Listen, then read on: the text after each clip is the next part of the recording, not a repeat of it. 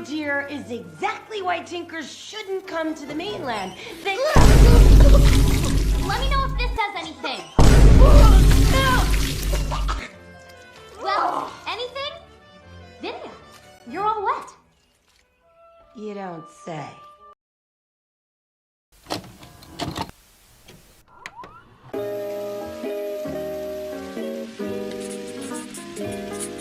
Made possible thanks to viewers like you. Thank you.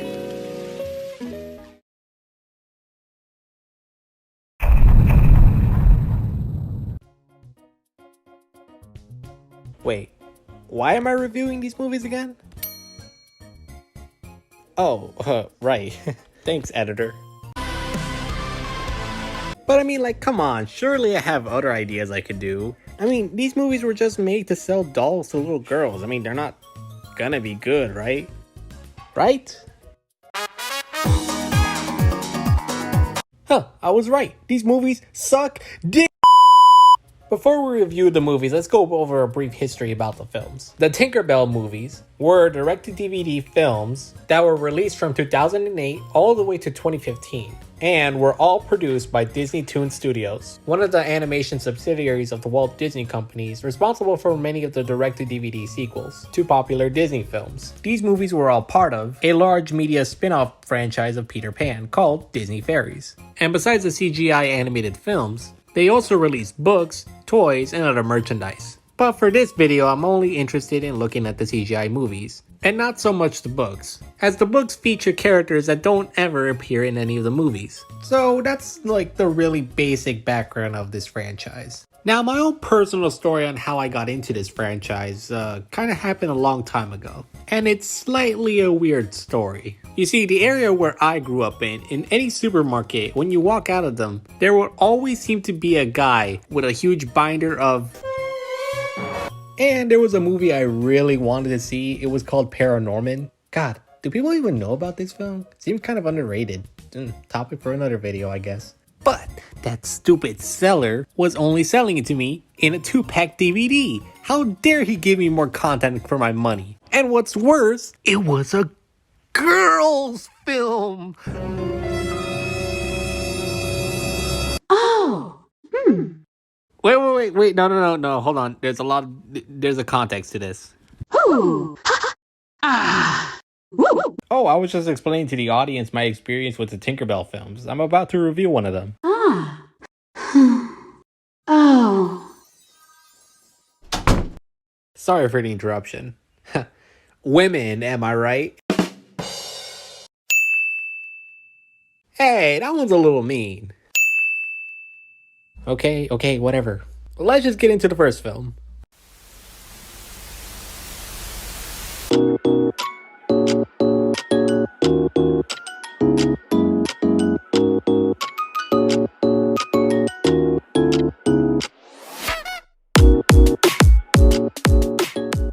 I mean, take a guess at what the film's about. Our film is about the titular, well, Tinkerbell, who is quite recently arrived at a location called Pixie Hollow, the main location where every single type of fairy lives. And every fairy in Pixie Hollow has a certain job to do. Some take care of animals, others manipulate sunlight, and some are responsible for keeping tabs on the water. All of this is done to rotate the seasons in the mainland, basically our world. When Tinkerbell arrived at Pixie Hollow, she was assigned the Tinker job. The job of a Tinker is to make container and baskets for fairies of different talents to hold their materials. Tinkerbell seemed decently content with her job at first, but after finding out that Tinkers usually don't go to the mainland, she has doubts of her job being a future Tinker. So she devises a plan in order to see if she's talented in any other field, and as such not be a Tinker. Now that's the basic premise of Tinkerbell. And purely going on the concept, it's not a bad idea. And the movie does do some interesting things with the idea of Tinkerbell not wanting to be a Tinker. But out of all 6 of them, I feel like this one is the worst one. Not horrible at all, mind you, but there was just very little for me to grab onto. Except 2 amazing and honestly quite clever and beautiful scenes. Like, I guess I can't be too hard on this film because it is the first one, so they might not know exactly what to do for it. And again, I don't hate it at all. some of the more dramatic moments actually kind of hit and land. Like when Tinkerbell unintentionally expresses her disappointment in being a tinker to her fellow tinker workers Clank and Bubble, showing how she kind of internalized the idea that being a tinker is a less important job compared to other fairies. Tinkerbell is quite harsh, yes, but it goes into further developing her character arc of learning to be happy being a tinker. And I will give the film credit, that's something I really do like about it. Tinkerbell's character arc is developed in a way that's quite engaging for the viewer. The scenes where she's challenged on her preconceived notions on being a tinker are to me the scenes that stand out the most. And that is the scene where she finds a music box and finds a way to fix it up, leading to a scene with very few words, but in a way foreshadows her acceptance of being a tinker. When you boil it down, a tinker fairy's job is to help other fairies with different talents with their own unique problem. And even if Tinkerbell doesn't realize it, she essentially found a way to use her tinker ability in a way that makes her, well, happy. And one of my favorite scenes throughout the whole movie is when Tinkerbell meets a Dustkeeper fairy named Terrence. Keep him in mind, he'll come up later. Now she is planning to run away, and rather than try to stop Tinkerbell, he seemingly is helping her by giving Tinkerbell 2 scoops of fairy dust. Tinkerbell thanks Terrence by name, which Terrence seemingly is quite surprised that Tinkerbell knows his name, believing that his job is not as important as other fairies, causing Tinkerbell to passionately defend the value of his job, and reassuring his duties are more valuable than he initially thought. But what's really clever about this scene is how the camera moves to see Terrence's expression. He knows all of this, but he does this in order for Tinkerbell that her job as a tinker also has value. It goes again to challenge her preconceptions. I mean, god damn it, this is like so clever. You know, did I just talk myself into liking this film more? Well, I mean, sort of. I still have problems with it, mind you. For one, Tinkerbell's friends, I don't know what it is about the first one, they just don't feel right. They don't feel like the characters I would know later on in the other films. Not necessarily bad, just not necessarily perfect right now. Although, Silver Mist did make me laugh though. That's just not how it works. Well, maybe she could. She's right. She could. Well, I've never heard of someone switching talents before. She's right. Me neither. But I guess why I like this film the least is like, when she's actually trying out for different jobs, it's kind of boring. And then with every one of them, she just fails, and it's like, oh my god. Shut the fuck up, I will fucking laser you with alien fucking eyes and explode your fucking head. Again, I'm gonna preface this, I don't hate it, but it is my least favorite out of all of them. Well, it has a pretty decent character arc for Tinkerbell. I don't know, I find it just like kind of tedious with her trying out different jobs. It's alright. So, those are my basic thoughts on Tinkerbell, the first one. Let's move on to its sequel. But what happened? Rosalina!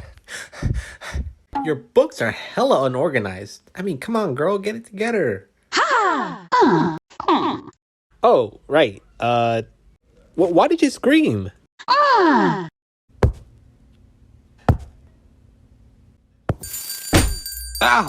What? Tinkerbell? What are you doing here? You're here to track down 3 magical objects? But this bitch named Rosalina won't give hers up? Well, we gotta find this bitch named Rosalina. You know, I have a roommate named Rosalina too. Maybe we can ask her. Whew.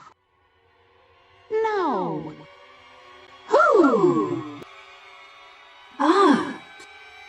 Hey! Go before she notices. You stupid. But what the hell? Oh, right. Let's move on to the next film.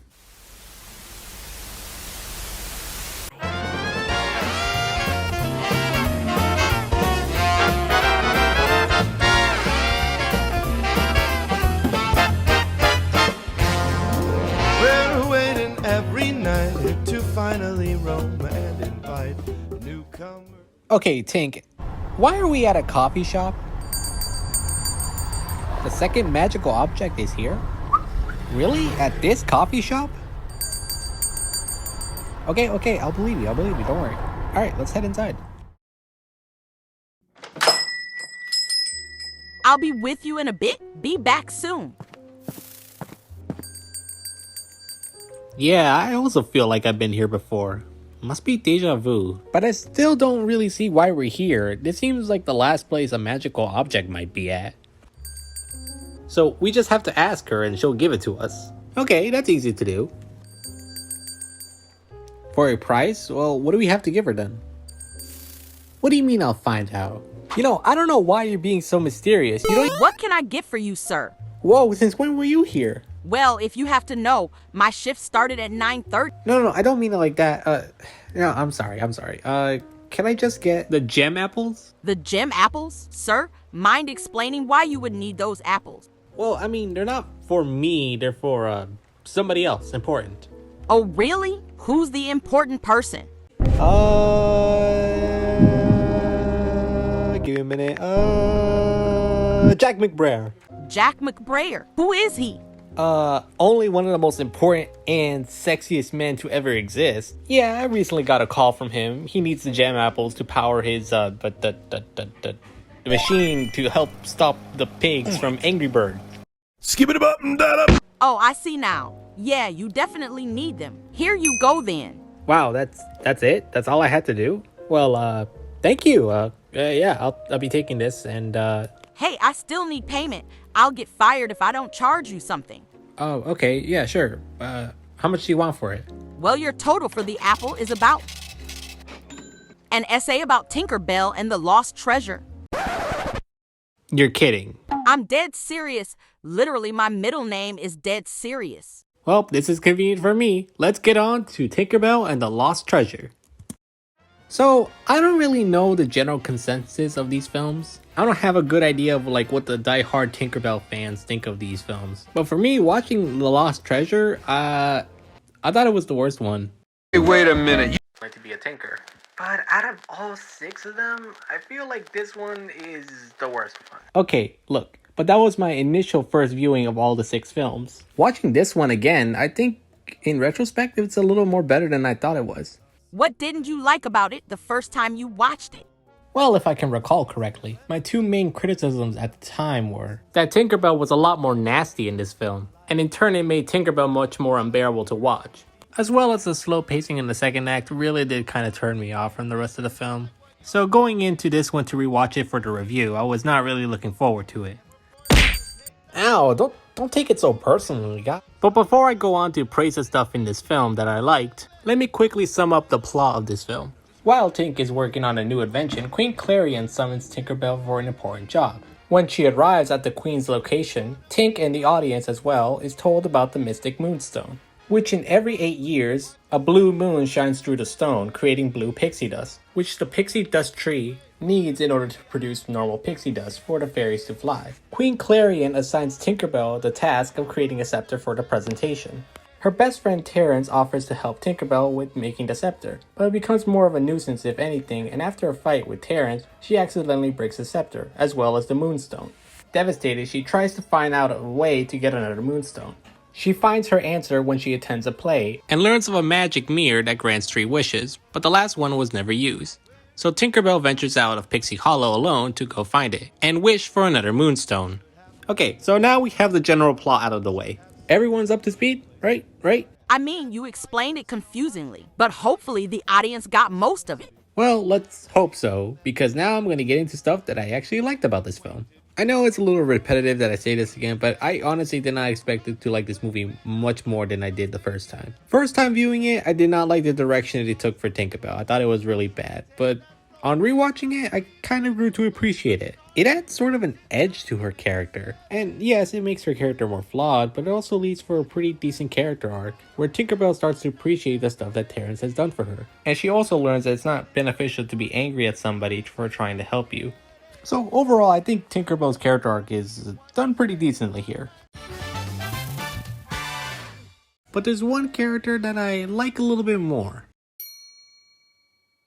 No, surprisingly not. We aren't going to talk about her, kind of. No, who I want to focus on next is Terrence, the second guy in this definitely platonic relationship. Oh yeah, he's really good. Terrence, while not being the main character, still has some really good scenes throughout the movie. Like directly after the fight, he's understandably upset at Tinkerbell for yelling at him, and throws rocks at the pond to try to calm him down. Silvermist notices that he's very angry and tries to talk to him, At first, he's very standoffish, but calms down and explains his problem. I like the scene for 2 reasons. 1, it has silver mist in it. That's it. That's all.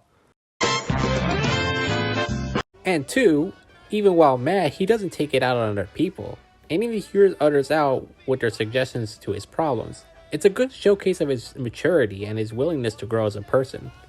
Also, Silvermist says this. She just yelled at me, and... Oh. Oh, did she turn red?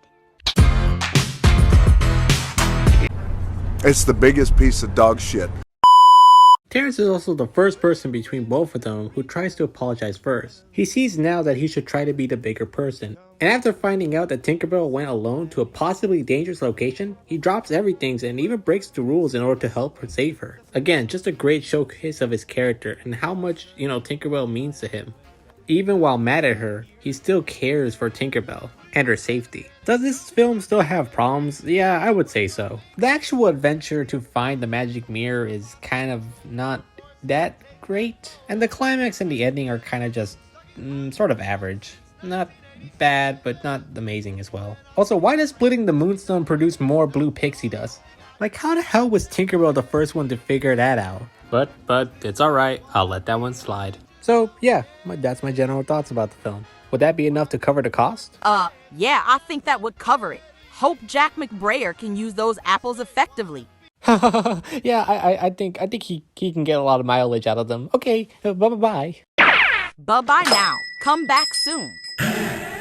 Well, that was embarrassing. I spazzed out, alright? I don't even know why I said Jack McBrayer. He was just like the first thing on my mind. But Tink, mind explaining why you had to hide from her? Oh, so you and her are not on good terms. Oh, okay. Well, I won't press any further. Where are we going next after this then? A laboratory?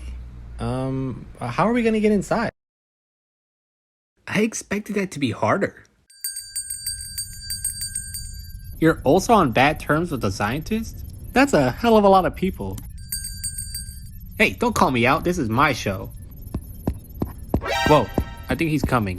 We'll put a pin on this, alright? Bye, what's going on down here? Oh, hello there. Sorry, I just didn't expect to see anyone down here in my lab. Wait a minute. Oh no, you're not a robber, are you? Please don't steal anything. Well, I don't look like a robber. Therefore, I'm not a robber.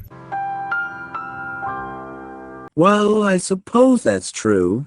Exactly. What are you trying to say? Do you think all Mexicans are automatically thieves? Is that what you're trying to say? Because I don't know, man. That sounds a little bit racist to me. What? Oh, no. I wasn't trying to say that. I'm so sorry. I should have recognized my white privilege. I'm not racist. I voted for Obama. Please, if there's anything I could do to repay you for my mistake, I will. Anything? Yes, anything. Well, can you make me a real-life anime girlfriend? What the fuck? Stop it. Get some help. Okay, maybe let's not do that. Okay, fine, whatever. So, well, if you're not gonna give me that, then do you happen to have any energies? I might have some lying around, but I think there's a problem. I think you have to be recharged. Well, I mean, great. I can help you. How do you do that? Well, that's the difficult part. To recharge them, some ugly-ass loser Mexican YouTuber needs to review Tinkerbell and the Great Fairy Rescue so the power restores. But I don't suppose you can help me there, can you? Cant Catch? What's wrong? I'm getting grilled right now. I'm just gonna get straight into it.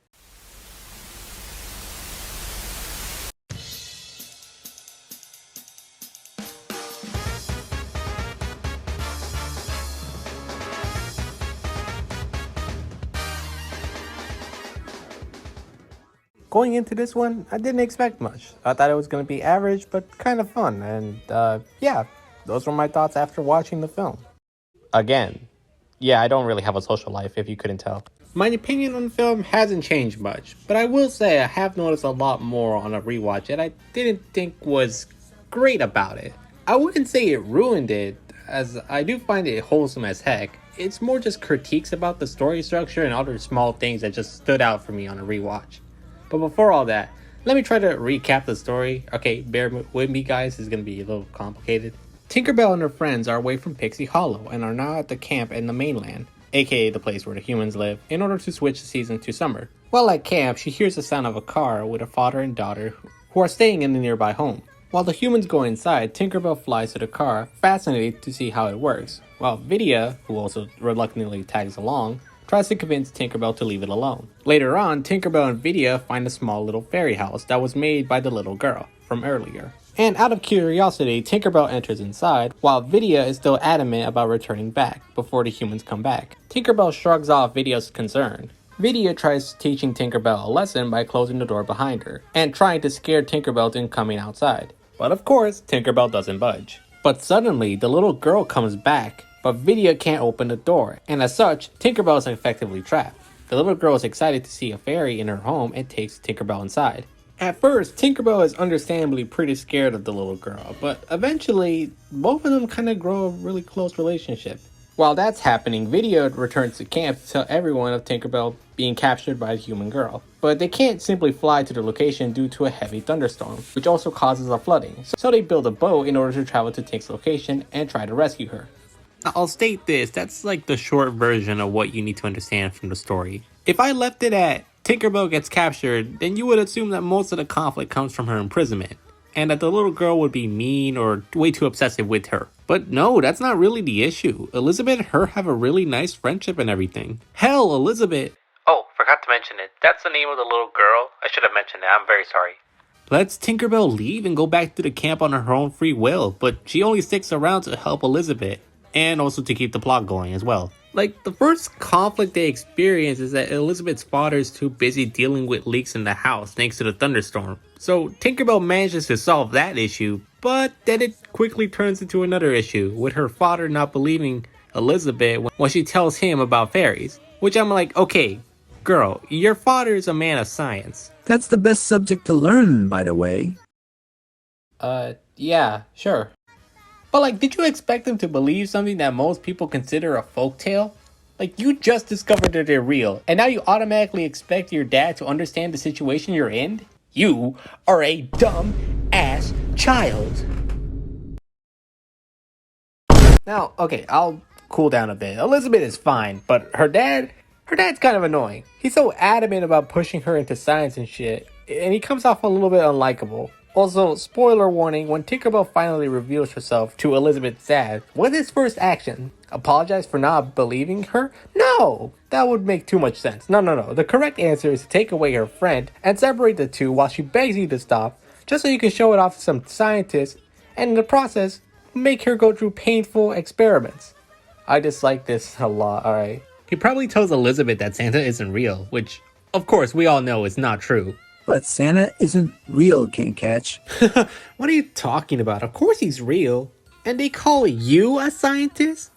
Next you're gonna tell me the earth is round. Well, if you look at the data... Anyways, so far for this segment in the video, I've been very critical about the movie. But that doesn't mean I absolutely hated it. I just wanted to talk about things that personally were little problems of the film that I had with it. But there's still a lot of fun to have with this one. For starters, the idea of this movie is really cool. Humans and fairies finally meeting is such an interesting idea. And the movie really is carried with how wholesome and Elizabeth and Tinkerbell are at the point where it's hard to see them say goodbye to each other. I absolutely love how Tink can't easily communicate, so she has to act out every word. It just adds a lot more charm to her. And speaking of charm, the voice actors for the father and Elizabeth did it really good. Especially Elizabeth's actress, she did a really good job at giving the character an innocent and lovely voice. And I also find the side story is also really entertaining, with certain fairies getting a chance to shine throughout the journey. And look, while I try to remain fair and objective, but look, I just love the redeeming bad girl trope, and Vidya has a decent character arc. And I like how she takes responsibilities for her actions. That's admirable. So while this film has problems, I will admit that, I just love putting it on and just having some simple and enjoyable fun. Well, Ace, that was the review. Was that enough to fill the batteries up? Hold on, let me see. Yes, you did it. Congrats, Cant Catch. You are now the owner of Energies. Take good care of them, man. I will. Thanks, Ace. Well, I gotta be going. Bye, man. Yeah, take care as well, man. See you soon. Yes, we did it! We got all the 3 magical items you needed. Now we can, Huh, you know, I never asked why you needed these things in the first place. No, come on, tell me. I'll give them to you, but just tell me first. Tinkerbell, tell me or else I won't give them to you. What's that over there? Where? Oh god. To be continued. Or maybe not, I don't know.